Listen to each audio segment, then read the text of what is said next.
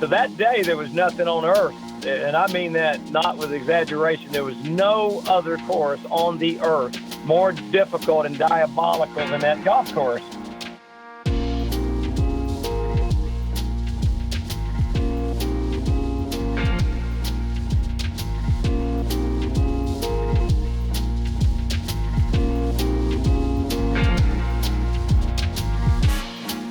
The Tournament Players Championship, as it was called then, had been played since 1974. And that was the same year that Deane Beman started as PGA Tour commissioner.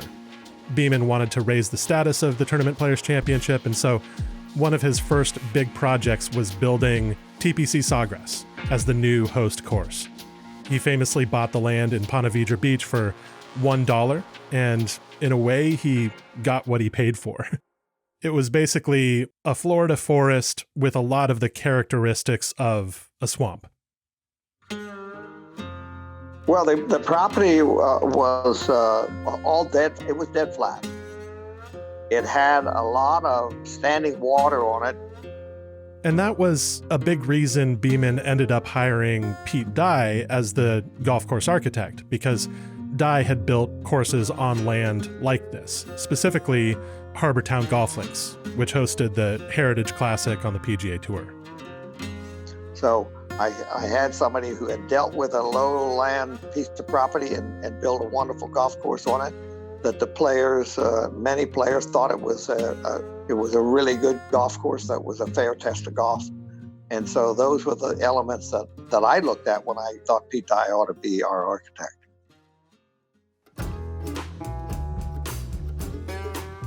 So TPC Sawgrass was going to be a Pete Dye golf course, but Deane Beman himself had some ideas about how it should be designed. No golf course up to that point had been built that more interest was concentrated on the gallery than the players. I wanted to build a golf course that would be the first, what I called a stadium golf course. I wanted two things. There were two elements that I thought were extremely important in making a stadium course as successful as it could be. One is that you did all you could to build the spectator areas in the highest places on the course and the playing surface on the lowest point, so that the spectators were actually walking with you and they would be above the players. And so more people could see. And that's the concept of a stadium. The second part of the concept that I thought was very important was the routing of the golf course should be in a way that produced the most, what I call, areas of activity. Instead of spreading the golf course out and stringing the holes out, they should wind back and forth in a way that created hubs of activities where a spectator could maybe walk 200 or 300 yards and see 4 or 5 different shots and not have to walk 5 miles to watch a lot of golf. So that's the spectator side of the equation. But then there's how the golf course would actually play for the players. And this is where Pete Dye really put his stamp on TPC Sawgrass.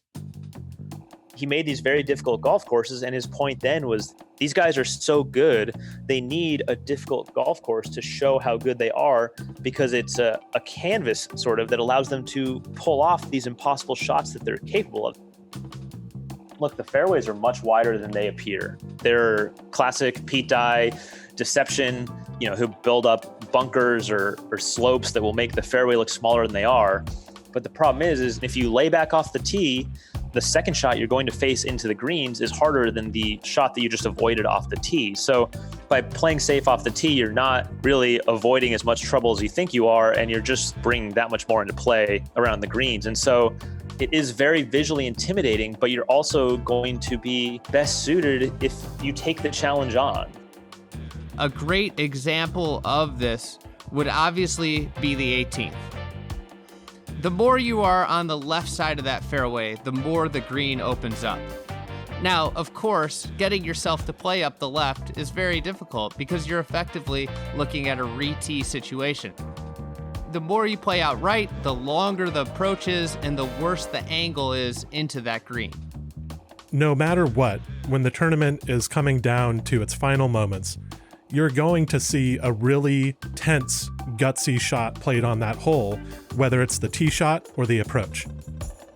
I think the 16th hole at TPC Sawgrass is a good example of a very gettable hole. At the same time, if you try to take on too much on this hole, if you're out of position off the tee and you go for the green, there is a lot of trouble that you can get into because you feel like you're supposed to score on that hole. And you know what's coming next. You know the 17th hole is coming next, the island green. You know the 18th hole is coming after that. Anything could happen on those last two holes. So you're thinking, okay, 16 is my last chance to really make hay here.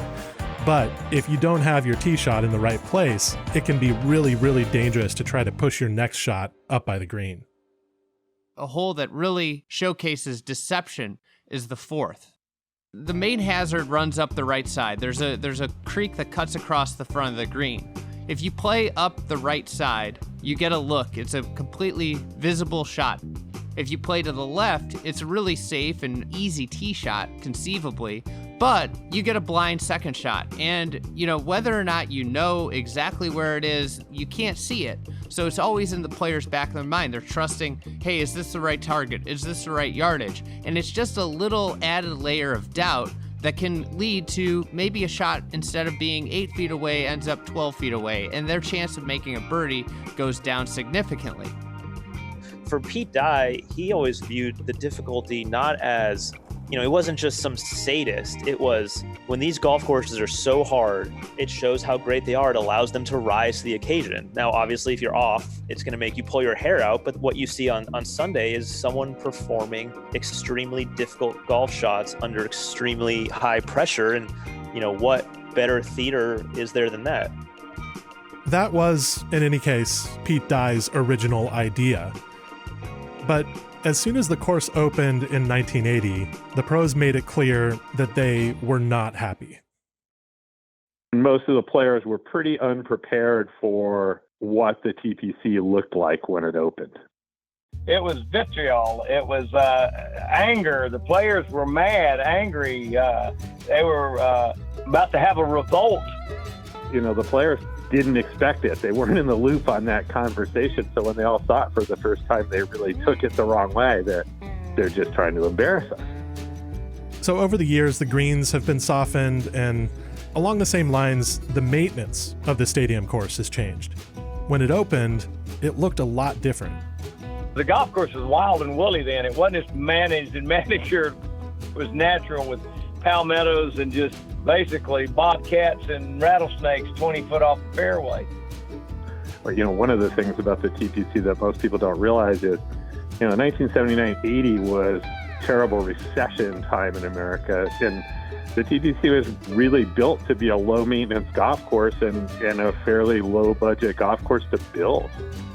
And of course, once it was open for 3 or 4 years, all of a sudden it was like, well, this is the headquarters of the tour. We've got to spruce it up, and we've got to make it look pretty and perfect. I don't know if you can say the changes made the course better or worse. To me, it just made it different than the original intention. But the bottom line is, pros don't like shooting 75 when they have an average to poor day. They don't mind not shooting 67 all the time, but they don't want the numbers to get up there. And the TPC, when you're having a bad day, they're darn well reflected it on the scorecard. TPC Sawgrass set off a distinct change in the way people built golf courses and the way people built golf courses with tournaments in mind. And it wasn't necessarily always a healthy influence, right? Yeah, obviously. I think one of the things that TPC Sawgrass made everybody believe was that anybody could build great golf anywhere. But, the people that are following Pete Dye weren't Pete Dye. I mean, we see it today, too, where people are like, well, look, Corey and Crenshaw are having a lot of success. Tom Doak is having a lot of success. Let's kind of do these kind of frilly-edged bunkers. But it never quite looks the same. It never quite fits the site as well. It's never quite as well executed. I think some of the same stuff happened after TPC Sawgrass, where people were like, let's have an island green. Let's have railroad ties. Let's make it really hard. But the follow-ups were almost always just not as good. Well, I think it comes down to falling short in the areas of strategy and deception, what we talked about. That's the stuff, the angles that Dye understood and was able to create is what made his courses stand out and made them so enduring to championship golf. Obviously, the way players play TPC Sawgrass is different, but it still stands up as a really good test of golf because of the core principles that were built behind it. As golf has evolved and changed, same thing with Augusta National, those core strategies behind the greens and their designs and how they relate back to the hazards are what make them last a long time and stay relevant despite gains in distance and advances in technology.